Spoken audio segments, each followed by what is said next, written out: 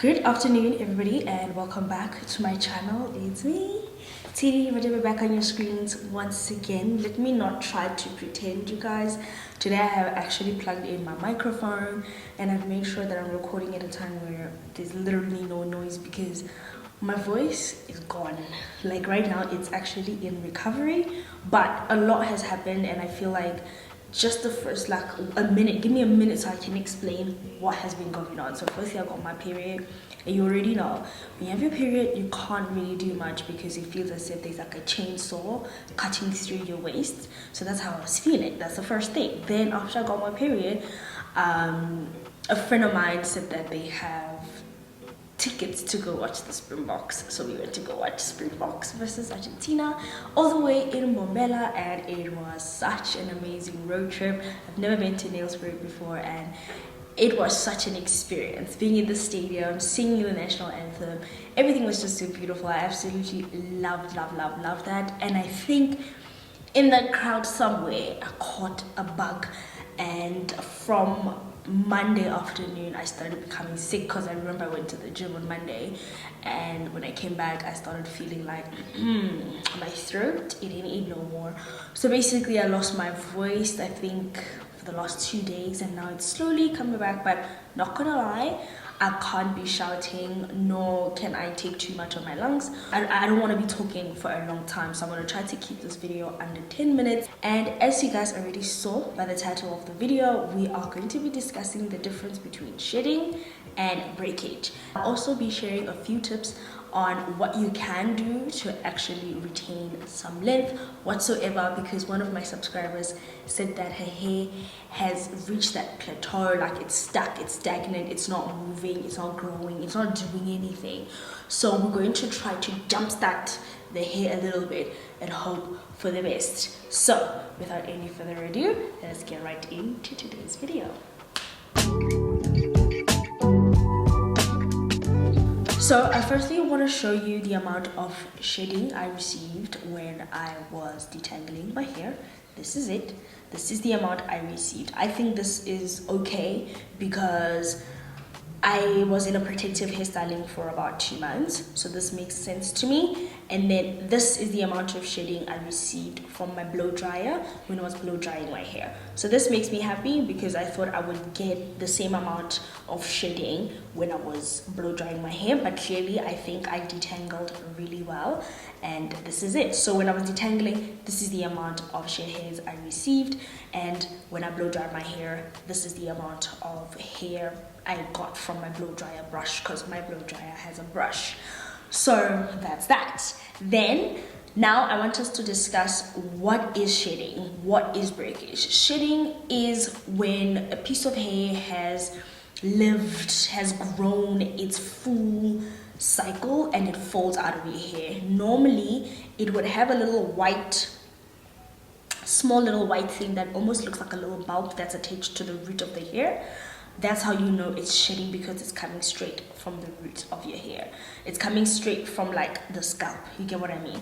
Then normally with shedding, when the hair falls out, it should be hair that is the same length as your overall length of your hair. I hope that makes sense. Okay, so if it's falling out, but then it's falling out, it's this small, but your hair is that long, then there's an issue, which means maybe you're not taking care of your scalp correctly, etc. So that is what shedding is. Then breakage is basically hair that breaks off your hair in varying lengths. So some lengths could be small, some lengths could be longer, but it is not like shedding. Yeah, so that is the difference. I hope you guys now know that when your hair is shedding, it's a good thing. We shed about 100 hairs each day, so it's completely normal if you are going to be shedding. So don't be alarmed unless your hair is breaking, and if your hair is breaking, then we've got a big problem. So for me, I would say with breakage, it's some sort of imbalance that is happening within your hair shaft and your cuticles, etc., and whatever's going on with your scalp. And this may be due to maybe you're not scheduling enough protein treatments within the year, within your wash days. I always say try to get a protein treatment at least 6 times a year. 4 to 6 times a year, you should be good, because protein is going to strengthen your hair. The second reason as to why your hair could be breaking is because you are literally abusing or neglecting your hair. Abusing meaning you're not moisturizing as often as you should be. You're not using the correct products, you're not using the correct ingredients for your hair. And when you are taking down your protective hairstyling, you're abusing your hair. I'm going to use the word abuse because I think it kind of draws the full picture that you are doing the wrong thing to your hair, and hence why you are the one who is causing the breakage. Okay, so you need to be super gentle and super patient with your hair. So now I want us to quickly just talk about ways in which you can prevent a breakage and also retain your hair. So first things first, which is really obvious, be super gentle when you are detangling your hair. Use a conditioner or a product that has a lot of slip when you are detangling your hair. You need to ensure that you are cutting your split ends every now and then. You do not want a piece of hair that is strong and it's neat and it's healthy to start splitting, because it's going to continue splitting upward, and then that will actually cause breakage. So ensure that you are trimming your ends, you're trimming your split ends, and you're taking care of your hair. I feel like my nose is starting to get blocked up again. Sorry if you guys can actually hear it. When you are going to be getting a protective hairstyle, ensure that it's a low manipulation hairstyle. Low manipulation hairstyles just means hairstyles that are not going to cause breakage to your hair, are not gonna, cost you your sleep at night. You know how some braiders, once you walk out of the salon, you look like you have gotten a facelift, because that's how tight your hair is. You do not want that at all. That's why I will always stick to like braids or cornrows, nothing crazy. And I feel like braids, the twists like what I have now, which is my new hairstyle for the next month or so. These are the types of hairstyles that I like, and I like braiding myself because I know I'm not going to be causing any like tension on my hair, and I'm going to sleep peacefully at night.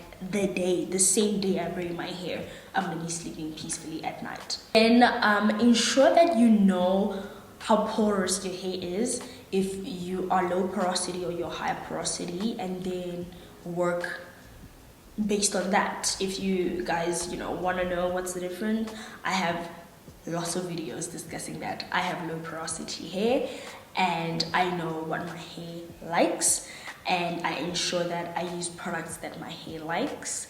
And then just the normal things that we already know that we should be doing when you have natural hair, which is you need to ensure that you sleep on a satin pillowcase, or you are using a satin bonnet, to ensure that there is no friction. Because cotton, when you're sleeping on a cotton pillowcase, as you are turning around, tossing and turning at night, it actually causes friction. Your hair rubs against each other, it tangles. In the morning, you have to get ready for work, you don't have time for this, you start yanking out your hair because you need to style it, and it just, and you travel with it. I travel with mine all the time. Even if I'm sleeping in a hotel, I'm bringing my own silk pillowcase, baby, because what we're not gonna do is ruin this hair. Like, no way, okay? No way, Jose. And then I would say, last but not least, ensure that you're pairing your hair with oils that your hair likes more than anything, because that's how you're going to continue to strengthen your hair. Obviously, it's not just oils that are going to be strengthening your hair, it's your overall maintenance of your hair. How you maintain your hair is going to contribute to the strength of your hair. So just me pointing out the oil doesn't mean it's just an oil that's going to be able to give you that strength that you need in your hair. It's going to be, it's other components that are in there, such as like protein treatments, conditioners, clarifying shampoos, normal moisturizing shampoos, your moisturizing routine. All of that plays an effect in how your hair, the strength of your hair, including your diet, how much water you use, and last but not least, stress management. I know we are adults. I'm pushing 30, okay? Like next year, June, I'm turning 30. And I can tell you for free that if you still do not know how to maintain your stress levels, and I know being an adult is really, really hard. I'm an adult myself. I've got challenges. I'm married. I've got a family. I've got in-laws. I've got my own family. I've got my whole like list of problems, okay? Given the fact that I live in South Africa, which is a movie, a real series, okay? So, yeah.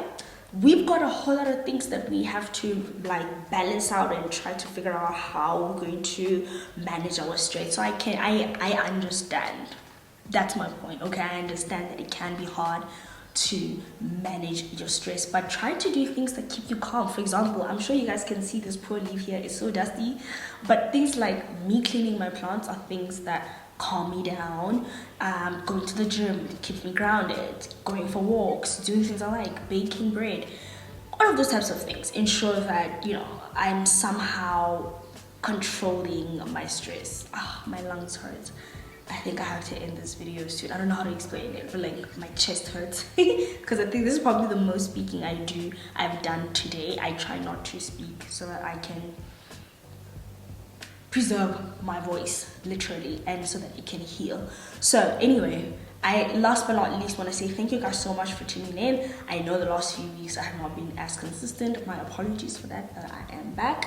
In my next video, which will come on Sunday, I'll be showing you guys how I did this hairstyle, and yeah, so it's pretty cute, but I'll show you guys how it looks close up in my next video. So thank you guys so much for watching, and I'll be seeing you in my next one. Bye for now.